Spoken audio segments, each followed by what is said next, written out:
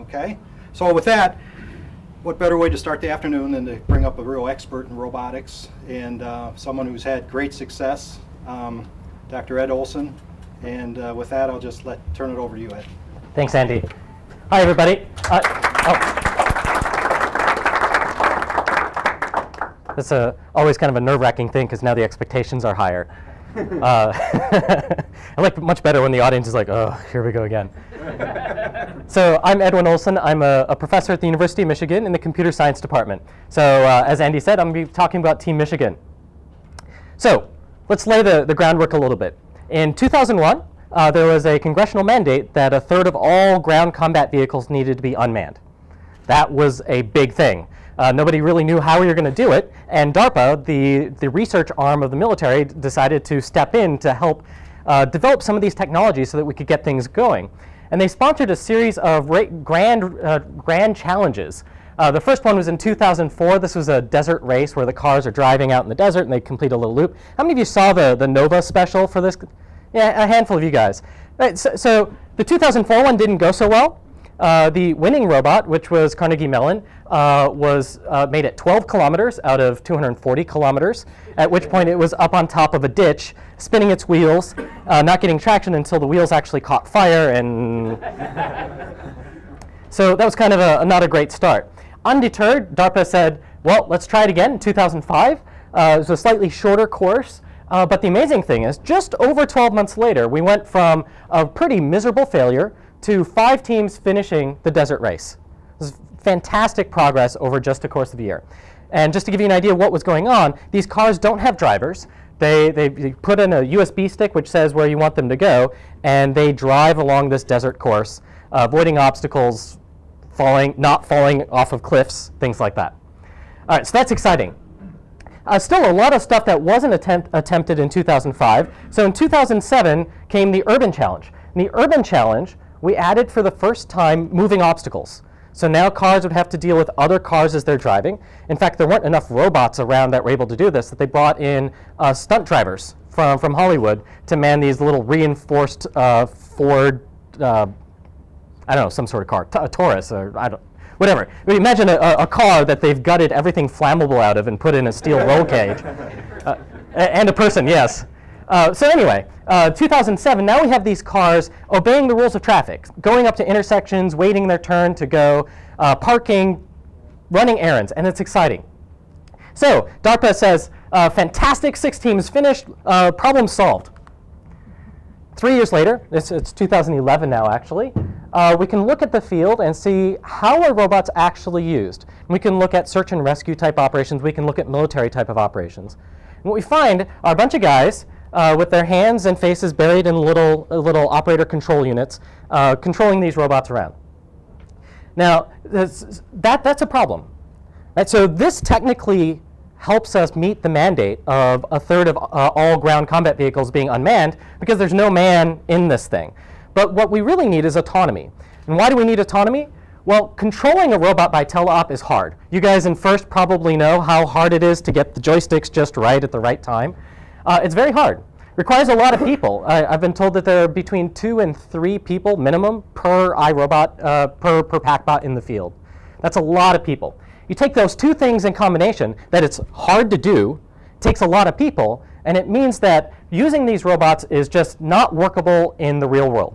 Right? In the cases that we need robots the most, they're just not good enough for it.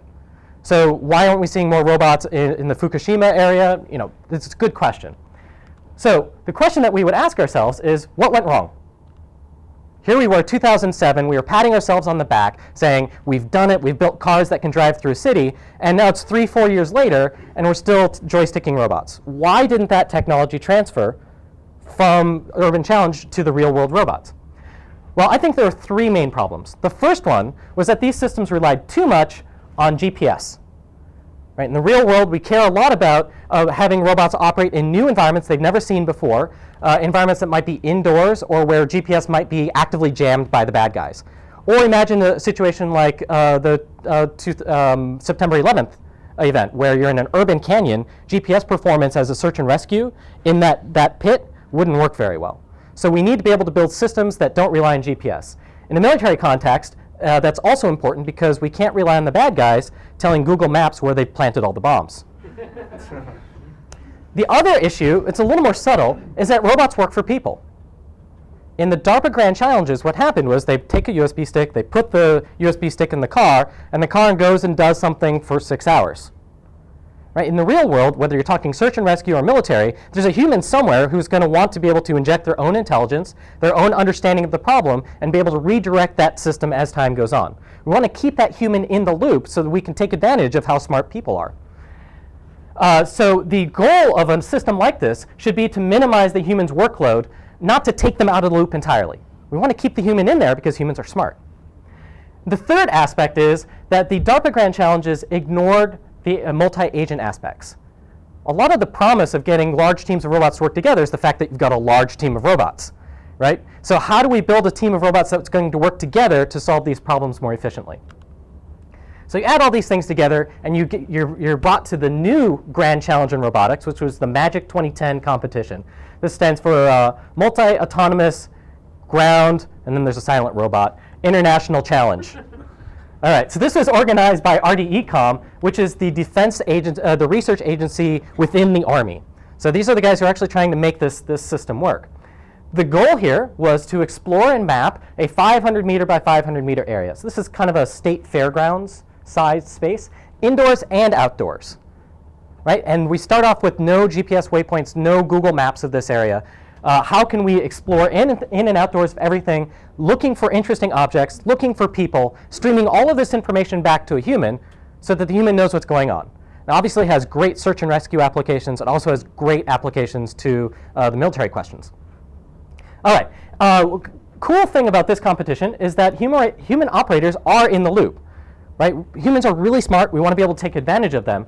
But we still want to minimize the workload. So this competition had some interesting rules about minimizing how much time the humans were interacting with the system. I'll touch on those in a bit. It's also a bring your own robot event, but you had to bring at least 3 robots. So right off the bat, every team that participates is tackling this issue of how do we get multiple robots to work together. All right, and why did we do it? Well, because it's a great problem, and as computer scientists, we like great problems.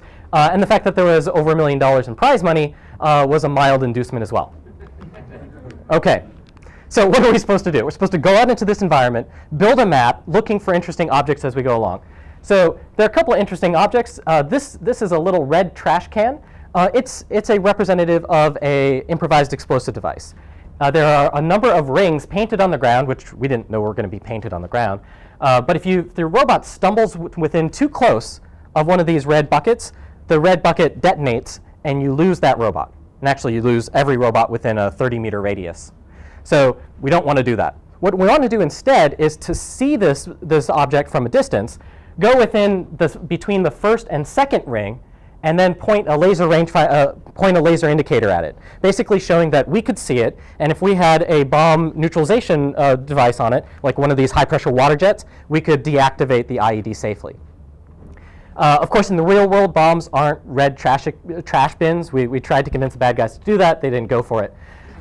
This is obviously a device to make a competition work. Right? We're going to use red trash bins because that's something we can do. In the real world, it's going to be a long time before a robot can look at a satchel sitting on this crumpled in the corner and say that's a dangerous-looking satchel. Right? We're not going to be doing that anytime soon. But what we could do is change detection. Right? We drive down the road on Tuesday, we record what it looks like, and we drive down on Wednesday and we say, wait a minute, that lump of dirt wasn't there yesterday. Right? That's the sort of thing that a robot really could do.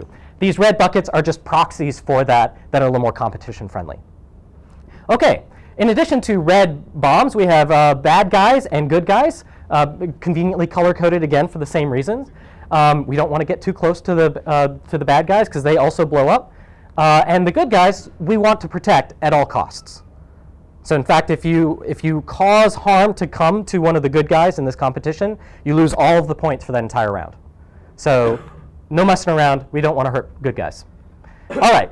And in addition, we want to catalog the location of a bunch of other interesting objects, cars, these little boxes, jerry cans, and things like that. We get points for cataloging the locations of these things, but they don't blow up if we get too close to them.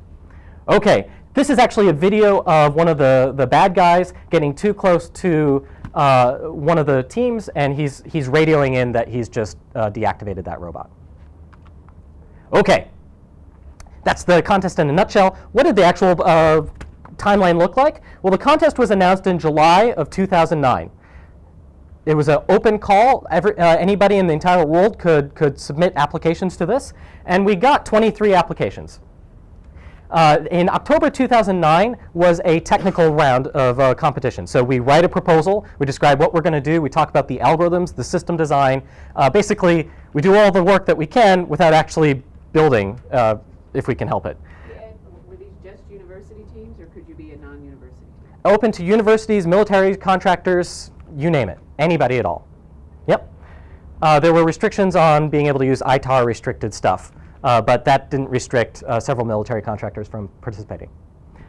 So in October 2009, they took a look at our paper presentations and they decided who are the top 12 teams, and here they are, a mix of universities and contractors here. And then we had a pretty good chunk of time from October to June to sit down and actually build our system. And then in June, they came out to our site. We ran our robots in a simplified version of the competition, and they down selected to just 6 teams. So it's a pretty brutal competition phase. Maybe not as many teams starting off as in first, but still a lot of eliminations. A lot of teams didn't make it. So June, we were down to 6 teams, and then we had a few more months to put finishing touches on our system. We fly to Australia, we compete, and the happy story was there was only 1 team left at the end. Hooray.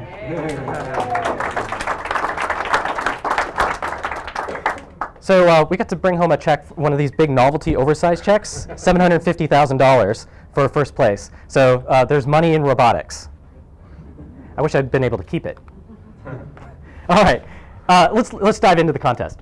These are the 5 finalists. University of Pennsylvania. This was a team led by Dan Lee, who's a very world-renowned professor in robotics. They did kind of a funny thing early on. During the first phase of the competition, the written competition, they put out a video where they showed robots that they already had doing magic, doing everything they needed to do for magic, and it was very intimidating. So it's a cunning strategy. Cappadocia, this was a Turkish military contractor. They really wanted to make a splash, and so they really spared no expense. They had some beautiful robots with RTK GPS. How many of you know what I mean when I say RTK GPS? 1 person. All right. So it's real-time kinematic GPS. This is the sort of GPS where you go out and you survey a point on the ground, you put a big fancy base station, and that base station transmits corrections to all of the other robots nearby. And what that does is it reduces the amount of error that you get in your GPS data. So in this case, they were getting around 5 millimeters of error outdoors from their GPS system. Very cool system, but pretty expensive. And the other problem is that it doesn't really fit the pickup truck model of using robots. What you'd like to be able to do is to drive up to a disaster site, toss the robots out and go. Not sit there, oh, wait a minute, I got to calibrate my base station, right? The other thing is they had these sort of dunce caps on them. Anybody know what those are? Yeah. Little kids back in the old days would wear on their head. Well, that's a dunce cap. I mean, what? This literally, it looks like a dunce cap. It's actually a multi-antenna communication system. Right, so we are asking ourselves, you've got multiple robots, they need to be able to talk to each other because they're working together, so they have to have radios to send messages to each other. So we decided, well, what are we going to do that ourselves? One of my students, kind of a smart alecky kind of guy, said, well, let's just put cell phones on all of our radios and use the cell network to send messages from one robot to another. And we decided upon reflection and based on personal experience that maybe having AT&T between us and our robots wasn't such a great idea. So Cappadocia had a great solution to this problem. They brought their own cell network. So they showed up on the first day and they deployed cellular base stations, and as a result they had 20 megabits per second of bandwidth for just their team of robots. That's one way to do it. Wish we'd had that. Razor, this was a team from Kinetic. Whoever was asking about the military contractors, they were the only team that actually used a platform that's actually used in the military. And they actually did a great job. And Magician, this was a team, a consortium of Australian universities. And finally, Team Michigan. So let's talk more about Team Michigan. Team Michigan was composed of the University of Michigan and the April Robotics Laboratory, which is, these are my guys here. along with SOAR Technologies here, who did some of the work on visualization and event detection. The cool thing here, some of you are seniors, upperclassmen, yeah. We had a number of undergraduate freshmen and undergraduates. Most of these people are undergraduates, and some of them are freshmen. And they joined our team. We had about 30 of them. We divided them into teams of 4 or 5 to work on small little problems. For example, detecting red bins, driving without running into stuff. And then we took that information and our PhDs ran with it, and we built the final system and went to Australia. Now, one thing that's worth mentioning is that one of these undergrads came to Australia with us. So undergrads can make a huge difference, and we're always looking for smart ones. Okay. So you've entered this competition, and you're trying to figure out, is this a hard competition? It seems like a reasonable question to ask. So we'd done tele-op before, and we'd done full autonomy. This was actually, I was on MIT's DARPA Urban Challenge team many years ago. And so we were kind of thinking magic might live somewhere in the middle between these guys, right? We want to be autonomous as possible, but we could always sort of toss the hard problems to a human. Well, if you want to build a system that works really well, that doesn't really hold water. What you find is that the robots have to be able to do everything autonomously anyway, because otherwise the robots are constantly asking for help. And then on top of building an autonomous system, you have to be able to have the robots know when to ask for help, build an interface that's going to allow a human to be able to inject the right intelligence and the right preferences back into the system. So it creates a huge additional amount of complexity to bring these humans back into the loop. It's actually easier to just have a robot do whatever its best guess is and hope for the best. Doesn't work as well, but it's easier. Okay, so how does our system work? Well, our system is a centralized system. We have a ground control station, which in this case is in the back of a van. The ground control station has about 5 laptops and a bunch of big screen monitors. And they're basically collecting all of the information that the robots have collected. And they're using this information to build up a big map of what the world looks like. And they're using that map to figure out where to send all the robots. So the main thing that these robots are doing is autonomous exploration. They're trying to explore the entire world, building the map, and looking for interesting objects. So the autonomous planners at the ground control station are basically trying to figure out where to send all the robots so that we can explore the world as fast as we can. All right. What they do then is the ground control station transmits short little messages to the robots which say, go over there. So that go over there command is usually on the scale of several sensor horizons. Right, so the key idea here is that the ground control station's not actually making tiny little plans. It's basically saying, go out to the lobby, and then it's up to the robot to figure out how to actually carry out that command. That turns out to be a good way to do it, because then you don't have as much communication bandwidth. The robots are just receiving these short, terse little messages, and then all the real thinking, heavy lifting, is done on the robots. So the robots receive these high-level commands. They're using their sensors to figure out where it's safe to drive and where it's not safe to drive. They're looking out for these red buckets and all those other objects. When they find something, they send that information back to the ground control station, which allows the ground control station to build an even better map, which allows us to compute an even better set of assignments, commands to all the robots. And the process just repeats over and over and over. Right? Collect the data, send out the commands, collect the data, compute a new map, so on. So what does the system look like? Here's a little overview. This is about a 30 meter by 70, 80 meter area.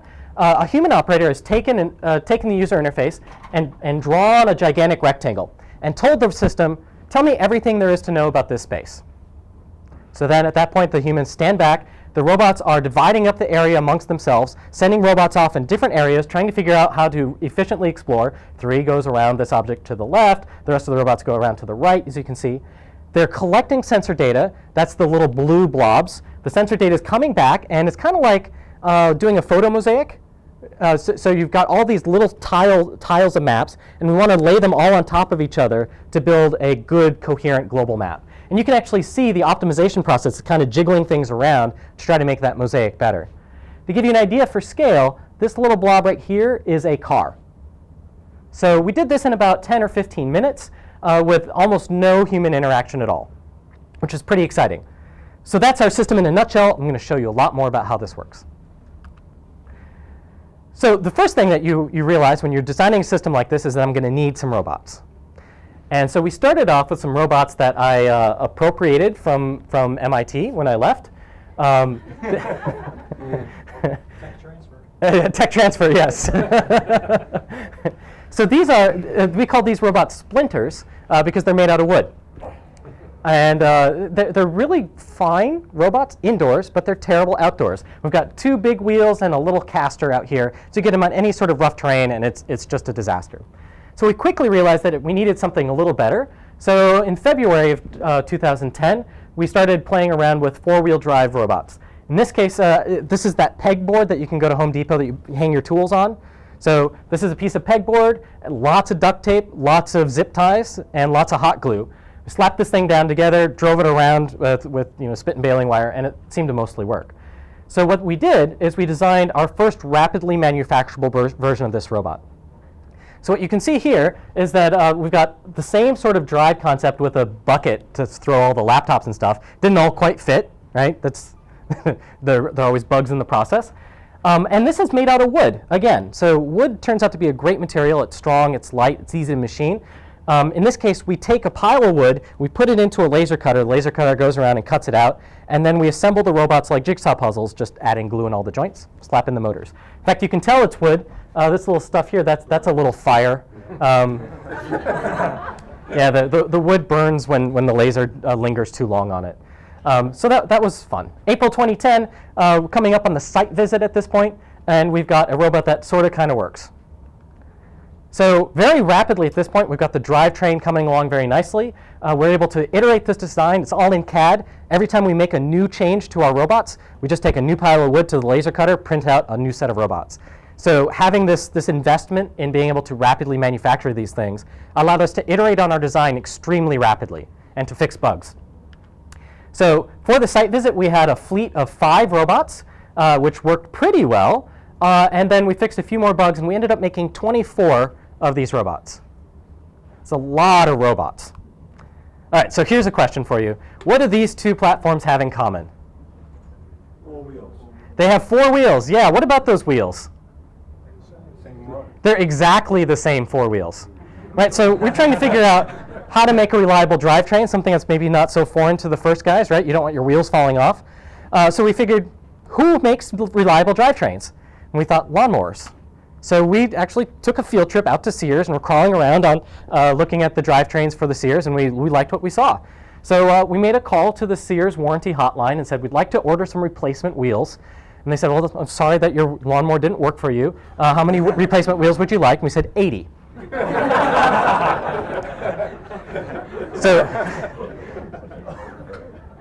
So yes, this is exactly the same drivetrain from the lawnmower. It worked great.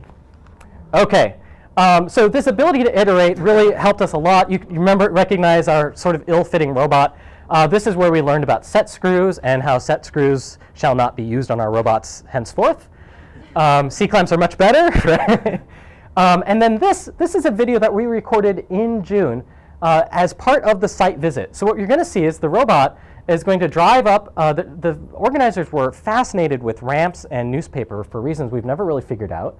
The robot climbs up here, and it slows down deliberately when it's on an incline so it won't tip over. But then at the top, the incline sort of levels out, and the robot decides to gun it, and with a sort of unfortunate consequence. Really, so what happened here was that... I need to be careful, Jim's right back there. So we realized that our center of mass was too far forward on the robots. So what do? We take our CAD model, we stretch out the baseline distance a bit, print out another 24 robots. I make it sound really easy. The undergrads, that translated to months of effort for the undergrads. Okay, so inside our robot, we had a lot of random stuff. It's a pretty simple design, though. We had a bunch of motor drivers, one set that controlled the left wheels, one set that controlled the right wheels. We had a gigantic battery. This is a 720 watt-hour lithium iron phosphate battery. That's about 10 laptops worth of battery. The nice thing about this is that this is a lithium iron phosphate rather than LiPo battery. So it's the kind that doesn't explode when you puncture it or something like that. So this turns out to be an important issue because we've got undergrads who maybe haven't done electrical engineering, and we don't want any excitement if we can help it. This is actually an open source hardware design. You guys can go to orkboard.org and download the schematics and the firmware and have fun with that. We also had a pair of radios, a 900 megahertz radio and a mesh radio using 802.11. And all of these things connected to each other by either USB or by Ethernet. And the idea here is that then you just take an off-the-shelf laptop, you stick it on top, plug it in, and you've got a robot. So this is a great little design. We also built an inertial measurement unit that used the same sort of sensors that are in a Wiimote, so to tell us which way we're angling.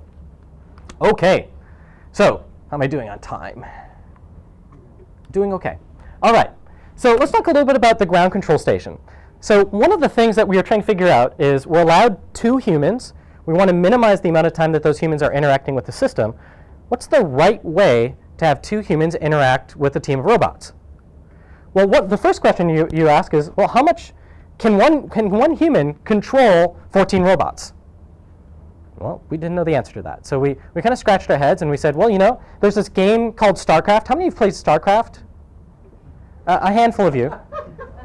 So all right.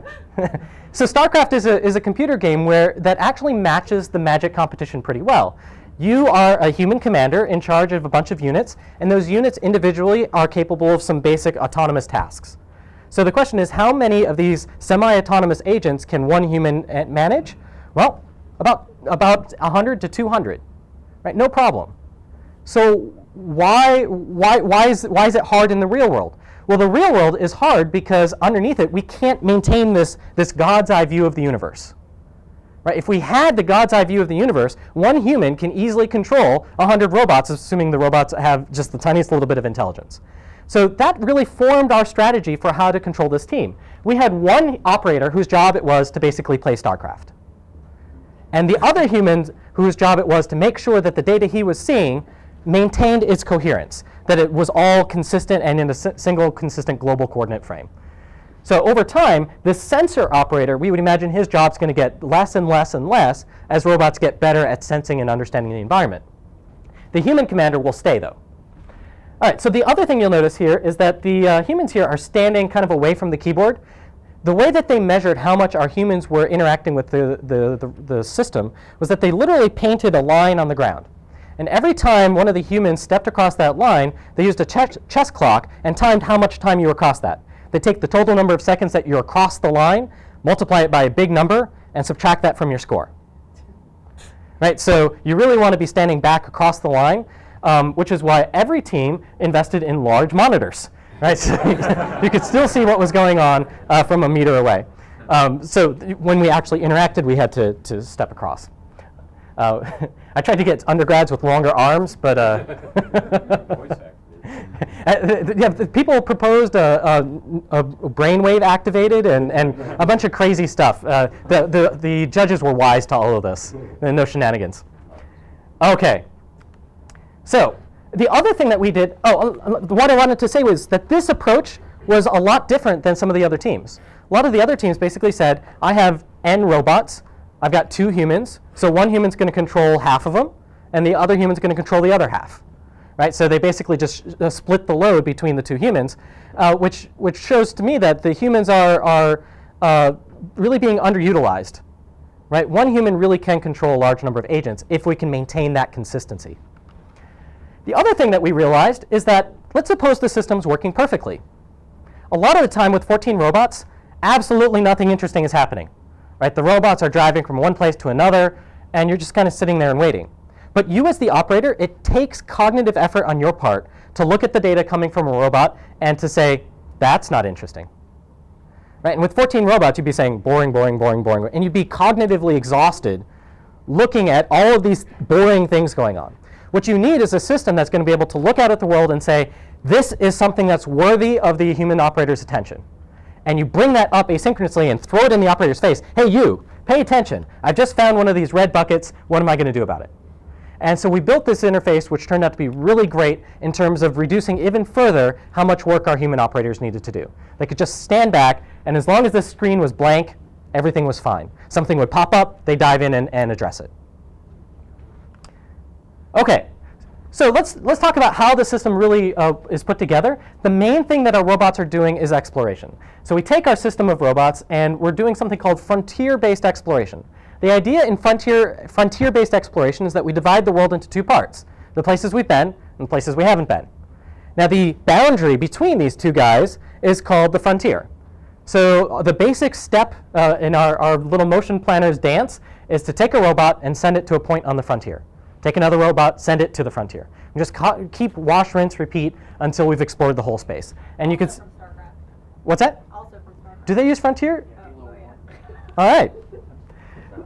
Live and learn. So this is a really standard approach, and it works great, but of course it's contingent on the same thing that the human operator's understanding is. You got to be able to maintain a consistent coordinate frame. You have to understand where all your robots are in relationship to each other in order to be able to figure out how to send this guy to the right and this guy to the left. If you don't know where those robots are individually, there's no way to come up with a plan for all the robots jointly that makes any sense. The next thing we did was we looked at sensors. So the whole system is fed by sensors. This is the sensor that we built. It is a laser rangefinder. How many of you have seen LiDARs before? Okay, it's worthy of a 30 seconds of explanation. All right, so we've got a laser. We're going to send out a little packet of light. We're going to time how long it takes for that packet of light to go somewhere, bounce off something, and come back. And I know how fast the speed of light is, 299,792,458 meters per second. Right? So we do a little division, and we get a range. That's a geek computer science trick, right? Yeah. Times 10 to the 8th. 10 sounds pretty nice. All right. Is it Geek War? Oh yeah? How many digits do you know pi to? When I was in high school, I was bored one day and I decided to memorize memorize a bunch of digits of pi. And the question was, how many should I bother to learn? And I saw this little stat that I think with 57 digits of pi, you can describe a circle around the visible universe accurate to the width of a proton. Which seemed about right? So if I memorize 57, I'm set. All right. You guys are getting less impressed with every passing second. All right. So we're measuring these ranges, and this sensor is rotating around, so it's measuring ranges in a plane in front of the robot. Then we take that sensor and we rotate it up and down so that the plane that it's sensing is rotating up and down. And what we get out of this is a 3D point cloud of ranges. And then we've got a camera up top, and we know where the camera is with respect to this guy, which means that we can look up what color every point in the cloud ought to be. Now the first step in classifying objects and recognizing things is to be able to figure out where one object begins and the next one ends. Right? So if I want to recognize people, I might be looking at you, and the key thing is for me to be able to figure out this is the boundary of you. Whereas if I extract you and connect you to the carpet, the resulting blob doesn't look anything like a person. Right? So the key trick is to get that segmentation right, and then I can look at a single segment and compute a bunch of statistics about it and say, yeah, things that are about this tall and this dimension and this color and have these other properties, those are people. So the key idea here is that by combining LiDAR data with the camera data, we're able to do really good segmentation. And that's what you're seeing over here. This is a 3D snapshot of one of our lab space, and we've segmented out this object, we've segmented out the floor, and it's really a beautiful way to detect objects. All right, let's see that in action. Here's our little robot. It's driving around. It's going to see some people over here, which I just love, because even as a human looking at that point cloud, it's almost imperceivable that there are people there. But there are, in fact, people there. And we've recognized a barrel here. And we do this exactly as I've described. We take this scan, we segment it into distinct objects, and then we compute statistics for each of those objects and figure out what type of object those statistics usually matches to. So the statistics associated with a circular barrel are an awful lot different than for a person. And that's how we're able to tell the difference between the two. All right. Oh, so the next thing I'm going to show is a video which is never going to be audible by all of you, but we'll try it anyway. This is a video of us neutralizing one of these OOIs when we found it. Here we go. On our task GUI, sensor robot 6 has detected an OOI here as marked by the concentric circles. Disruptor robot 15 is waiting nearby to begin the neutralization process. We will task it inside of the neutralization range so that it may begin the neutralization process once we give it the final OK. Disruptor 15 is now getting in position. It is in position. We will now allow it to begin the neutralization process. You can now see that the laser is enabled as marked by the bright red line. The wide red line indicates that the target has been acquired. All right, so that's us actually neutralizing object. To explain it a little bit more, the sensor robots went out and explored the entire environment. One of them found one of these red barrels. It generated a message to a disruptor robot saying, hey, I need your help. Come over here. The disruptor robot traveled from where it was to this red barrel, reacquired the target, and then contacted the human operator saying, I'm ready to take out this bomb. I just want you to confirm for me.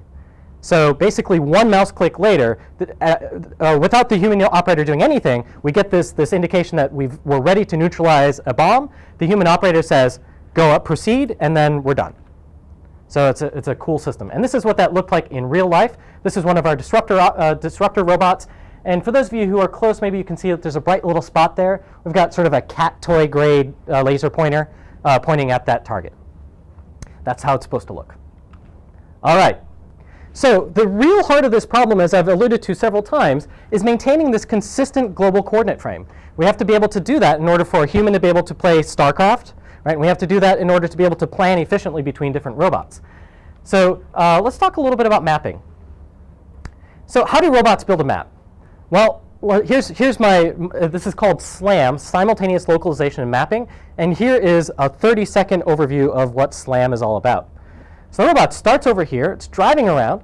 As it drives around, its wheels slip a little bit, so it accumulates some error in where it is. So we can represent that with a little gray uncertainty ellipse. Right? It starts off knowing where it is, and the farther it drives, the bigger that uncertainty ellipse is. Everybody with me? All right, fantastic. So now the robot sees some object in the world, in this case the Eiffel Tower.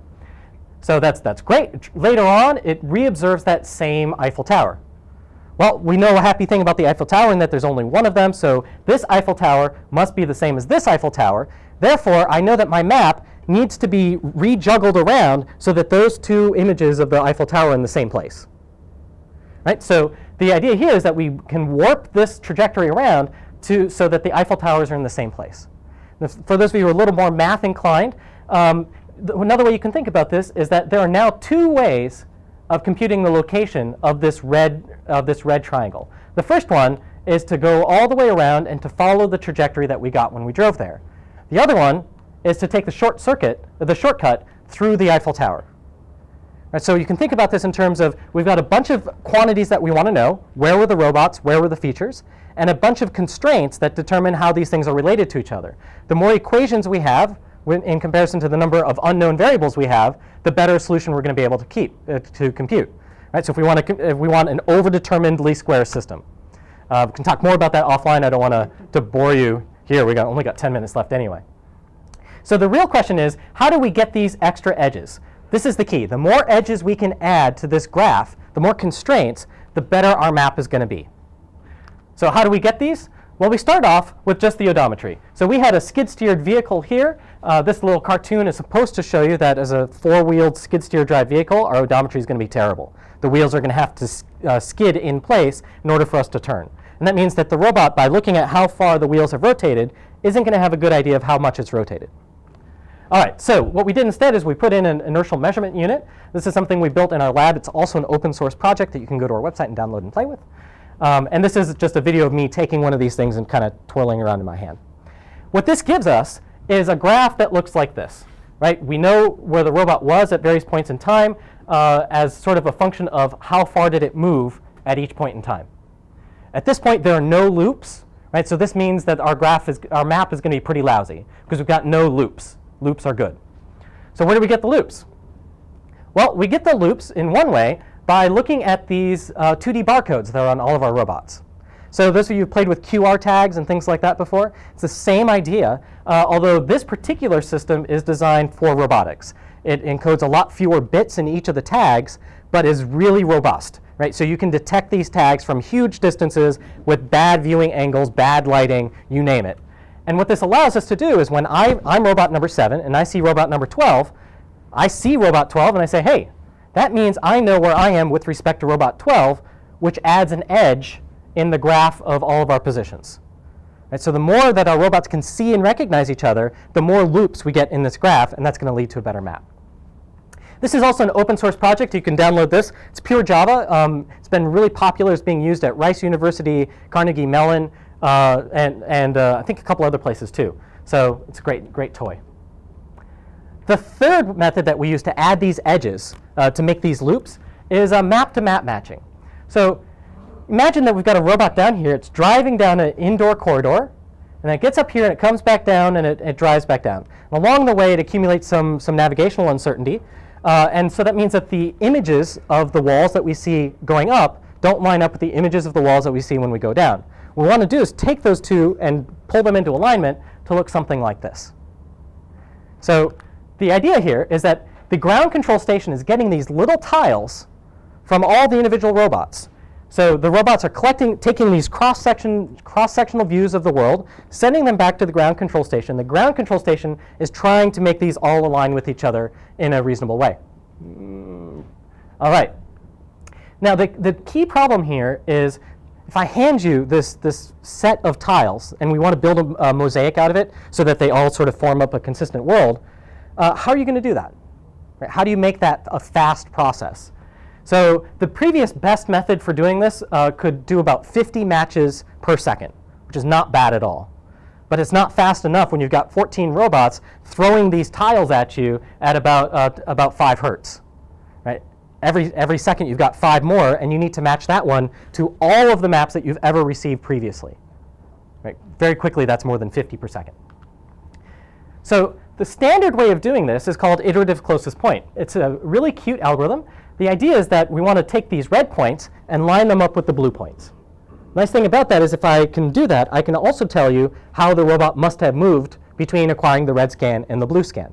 That's one of these edges in our graph. And you can see here that the algorithm is very simple. For every red point, we find the blue point that's closest. And then there's a simple equation that we can plug into that will tell us how to move the red scan so that those points line up better. We just keep doing this over and over until they kind of suck into each other.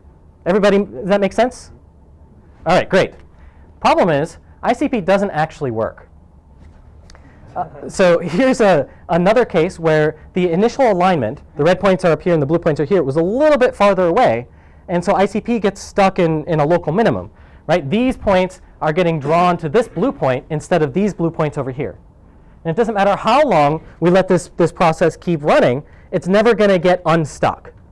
So this is a visualization of how well ICP really performs. We can think about it, the key parameter is if this scan matches this scan, how much initial error can I tolerate and still get the right answer out? So the initial error we can think about in terms of translation and in terms of rotation. So this is the initial error in rotation. This is the initial error in translation. And what we find is that for small values of both translation and rotation, our error is very small. Right? So ICP works if the initial alignment is close. But as the translational error or the rotational error gets big, it starts working worse and worse and worse. So we had to fix this. And so the basic way we did this was a little bit of math. I'm going to kind of gloss over it for now. But this is a Bayes network, which basically describes the relationship between variables in our world. xi, for example, is the ith position of where the robot is. And it's a function of wherever the robot was before and however we told the robot to move. Right? So u is how we told the robot to move.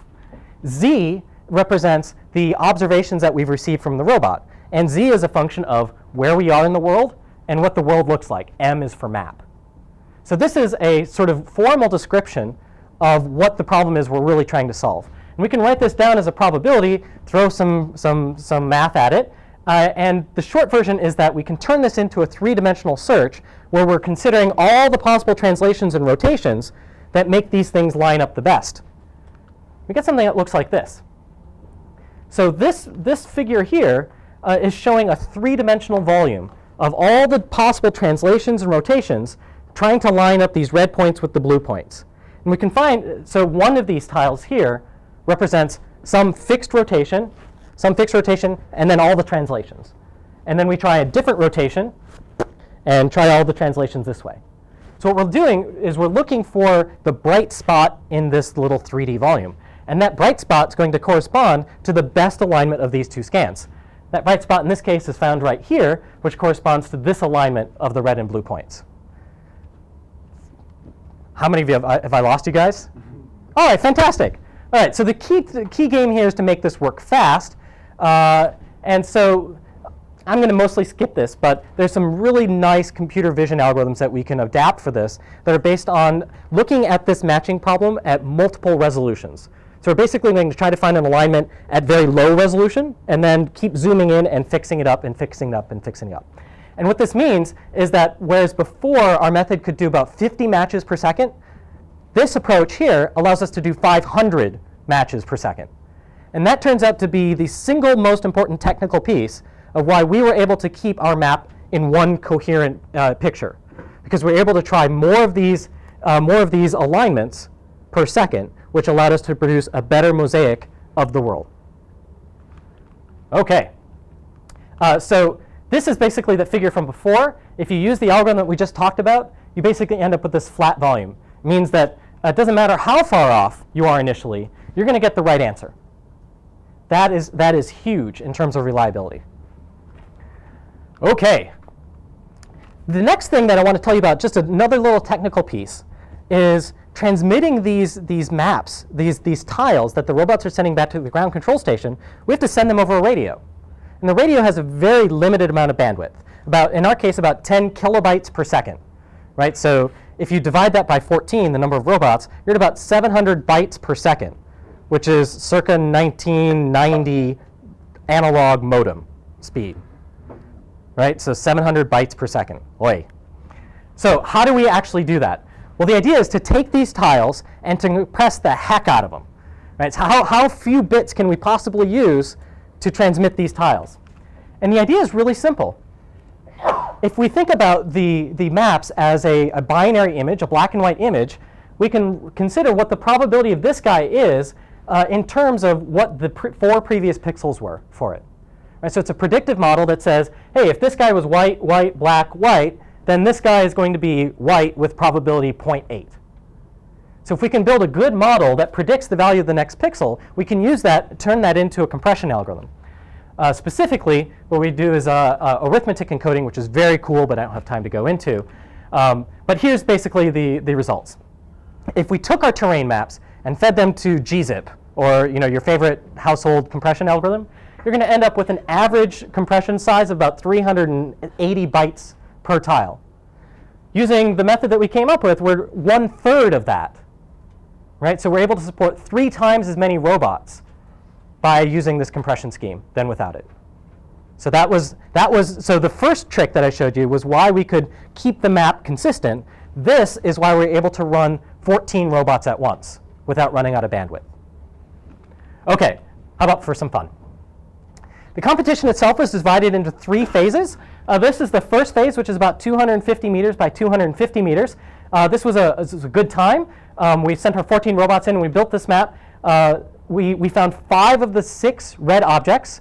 We missed 1, which turns out was on a couple ramps that we were having trouble physically getting over. So we weren't able to get to that one. And I think as it happens, none of the teams did better than us in terms of neutralizing. No other team got that 6th one. And we lost no robots during phase 1. So we never stumbled into a bad guy. We never stumbled into a bomb. You can see that the map over here overall looks pretty good. If you look closely, there's a little bit of mess up here. This is a place where we were getting some of our matches wrong when we were building up this mosaic.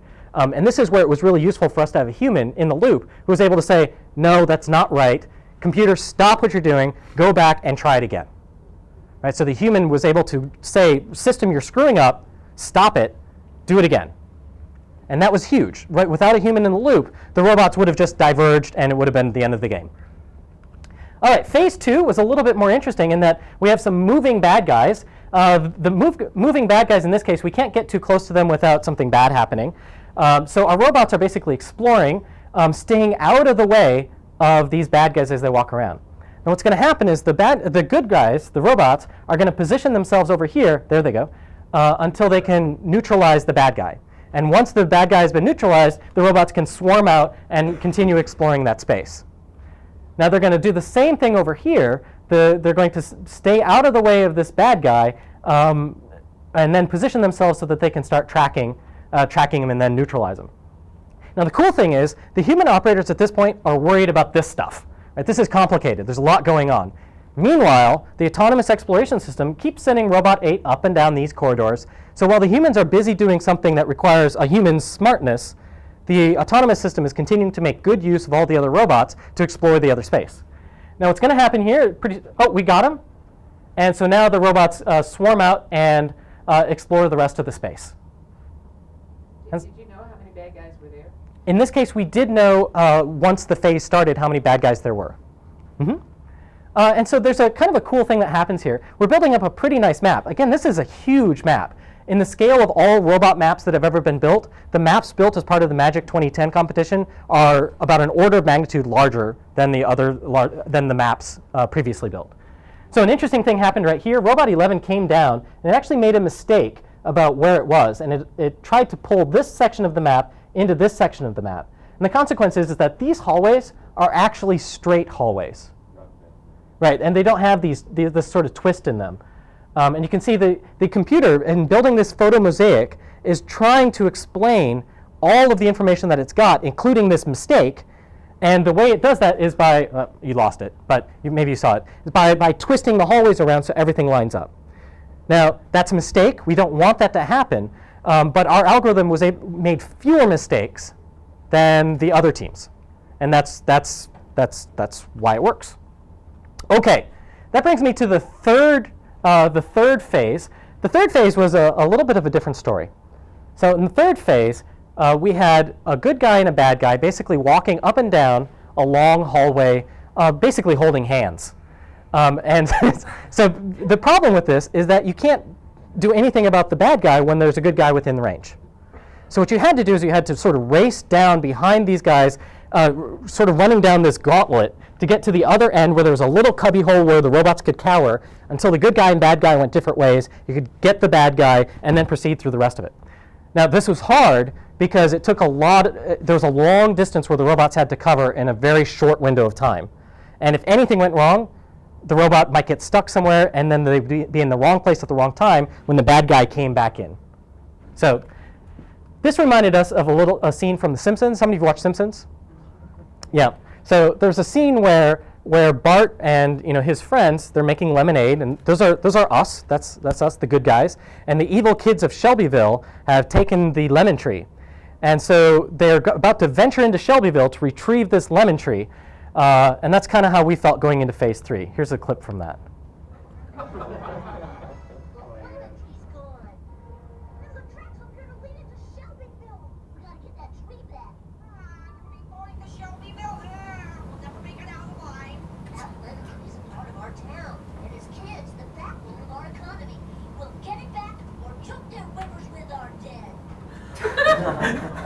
That was pretty much our strategy. So we sent wave after wave of robot in. Something would go wrong and they'd get blown up. So we'd send another set of robots in. And this basically went on until we ran out of time. We only had about 20 minutes left in phase 3. None of the teams actually finished the whole course. So this is that gauntlet I was telling you about. The robot started here and had to get all the way to here. There was a sort of a funny thing that happened as a consequence of this interaction. We have 5 robot corpses in this gauntlet, and the human is supposed to walk along the line. So he's literally stepping over robots. And our robots have a text-to-speech interface on them to emit debugging information. Now, it's the world's worst text-to-speech interface in that you can't understand what it's saying. But we know what it is because we typed in the expressions, right? But this poor guy is walking over these robots, and the robots are saying things. Right? So he radios back to the judge's tent and says, the robots are talking to me. What do I do? All right. There's the old ram shed. I'm going to skip over this a little bit because I'm blabbing. This is one of the maps that we built of the old ram shed building. This is one of the buildings in the competition. This is probably one of the prettiest maps that you've probably ever seen a robot team build autonomously. The cool thing about this one is that in most cases, we're content with robots doing about as good as a human. Right? If the robots can do half as good a job as a human, great. We pat ourselves on the back and we go home. This map here actually shows one way in which the robot teams do things way better than a human. Right? They can build a map that is accurate metrically, which means that we can find out things like this room here has no door. right? So a real problem you have out in the field is that you have weapons caches, which are hidden between walls and things like that. You could send a bunch of GIs in there, and they could walk around this building for an hour and not realize that there was a 4-foot gap unaccounted for between two walls. The robots are onto that immediately, and that's kind of a cool thing about the robots. One of the few cases where robots outperform humans. All right, so let's wrap up. If we want to make these robots work in the real world, there are a few things we need to fix. We need to be able to reduce our dependence on GPS and aerial imagery, because we want to have this pickup truck model where we drive to the scene of a disaster, or in the military, toss the robots out and we go. The other thing is we need to keep humans in the loop. It's going to be a long time before robots are even close to as smart as humans. It'd be silly for us not to allow humans to inject their intelligence into our system. And we need to be able to consider interactions between multiple robots. Those are our high-level goals. The real challenges in doing this are maintaining this consistent coordinate frame between all the robots, keeping it all, holding it all together. And you can see from our figures that we're doing it, but just barely. If the competition was twice as big and we had twice as many errors, I'm not sure that we could do it with the technology that we had at the time. So we continue to push forward and make this technology better so that our maps are more and more consistent. And I want to thank my entire team. I could not have done it without them. And thank you to all of you for your attention.